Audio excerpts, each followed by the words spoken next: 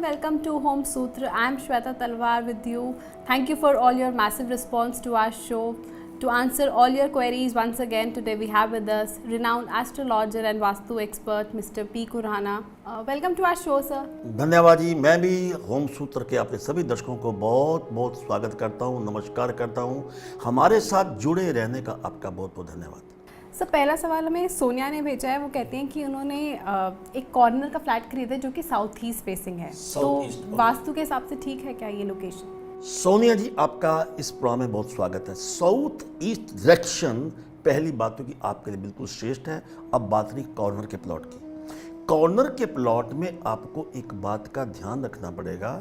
Corner में जब भी कोई आप प्लॉट खरीदते हो तो उसमें कहीं ना कहीं भय रहता है कि आपकी कोई चीज़ गुम ना हो जाए, आपका चोरी का भय ना हो। तो उसमें आपने एक अशोका वृक्ष किसी भी एक कॉर्नर में अगर लगा देते हैं तो आप उसके बाद अपने भवन का निर्माण कर सकते हैं। Wish you all the best. So Vandana Seth ये जानना चाहती हैं कि साउथ फेसिंग फ्लैट में ड्राइंग रूम की एंट्रेंस कौन सी डायरेक्शन में होनी चाहिए?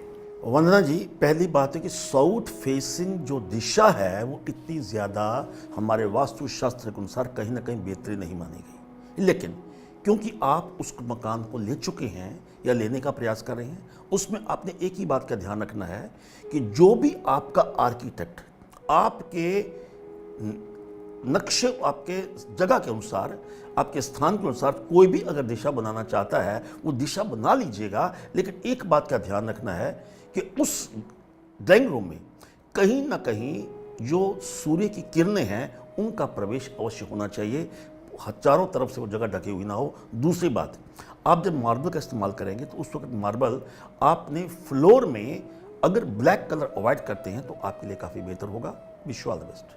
सर, हमारे एक व्यूवर है रुचि, वो अपने बेडरूम का अरेंजमेंट चेंज करना चाहती हैं, तो वो जानना चाहती हैं कि वास्तु की किन चीज़ों का वो ध्यान रखें। बिल्कुल बिल्कुल रुचि का आपका जो क्वेश्चन है बड़ा इंपॉर्टेंट है, क्योंकि ऐसा है कहीं ना कहीं डिस्टर्ब स्टेट ऑफ माइंड रहती है और इंसान को नींद नहीं आती। आपने 2-3 बातों का ध्यान रखना। पहली बात कि जो आपका बेडरूम है ऊपर बीम नहीं होनी चाहिए।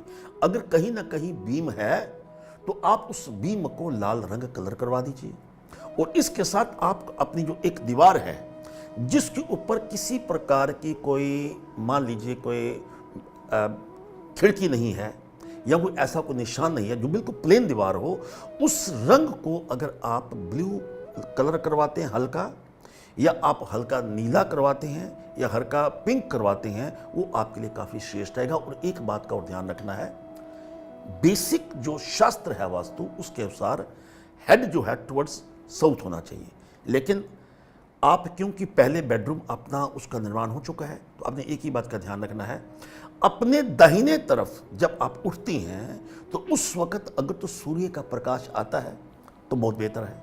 अगर नहीं आता तो एक सूर्य भगवान की तस्वीर अगर उस तरफ आप लगा देते हैं या लाल रंग के फ्लावर वहाँ पे रख देते हैं, या आप जिस भी धर्म को मानते हैं, कोई भी, जैसे आप सुखमणि साहब का गुटका है या आप गीता जी का भगवत गीता है, उनको आप किसी लाल कपड़े में लपेट कर अगर अपने दाहिने हाथ में रखते हैं, बाकी किसी भी बात का किसी प्रकार का खंडन मैं नहीं करना चाहूँगा। हाँ, एक बात का ध्यान रखना कि ऑलरेडी मिरर जो है आपके फेसिंग बेडरूम में नहीं होना चाहिए, अगर है तो उसको ढक दीजिए।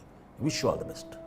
सर, हमारे एक व्यूवर है सुरभि, वो अपनी शादी को लेकर बहुत परेशान है, तो वो ये जानना चाहती हैं कि वास्तु में कोई ऐसा नियम है जिससे मतलब शादी जल्दी हो सके? सुरभि जी, आपका प्रश्न बिल्कुल वास्तु शास्त्र के अनुसार आपके लिए फिट बैठता है। पहली बात, घर में अगर आपके कहीं कुछ अखबारें बड़ी पुरानी जिसमें मैट्रिमोनियल एडवर्टीजमेंट टाइप आती हैं, अगर कहीं ना कहीं आपने जोड़ के रखी हुई हैं तो उनको बाहर से निकालिए, वरना आपकी शादी में विलंब होगा। पहला नियम। दूसरी बात पता क्या करेंगे, आपने क्या करना है, राधा कृष्ण की तस्वीर आप अपने बेडरूम में लगा लीजिए, लेफ्ट में या राइट में श्री ओम नमो भगवते वासुदेवाय, इस मंत्र का आप निरंतर जाप करते रहिए। एक बात का और ध्यान रखना है, जब आप अपनी शादी के लिए प्रयास करेंगे, जब बात या संवाद होता है, तो उस वक्त आपका अपना चेहरा साउथ की तरफ नहीं होना चाहिए। इसके साथ आपने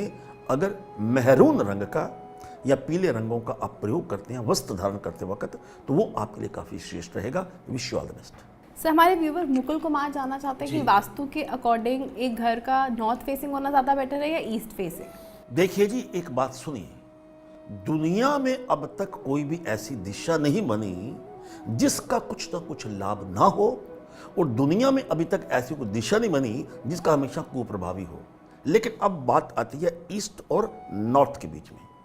अगर आप ईस्ट डायरेक्शन की तरफ निर्माण करते हैं तो उसमें आपने एक बात का ध्यान रखना कि अपने घर में ज़्यादा से ज़्यादा आप लाल रंग या पीले रंग का प्रयोग करें। अगर आप नॉर्थ डायरेक्शन रहते हैं तो आपने ज़्यादा से ज़्यादा गमलों का प्रयोग करें और ज़्यादा से ज़्यादा हरे रंग का प्रयोग करें। दोनों में से जो रंग या जो बात आपको मेरी सूट कर रही है, ऐसा आप बिल्कुल फैसला कर सकते हैं। तो ऐसा ही हम हमेशा आप जैसे दर्शकों का बहुत ज़्यादा स्वागत करते हैं। Wish you all the best. Thank you for being on our show, sir, and answering all our queries. Thank you Shweta, मैं भी सबका धन्यवाद करता हूँ हमारे शो के साथ जुड़ने की बड़ी बड़ी मेहरबानी। ओम सूत्र में हमेशा ही आपका स्वागत रहेगा। All the best.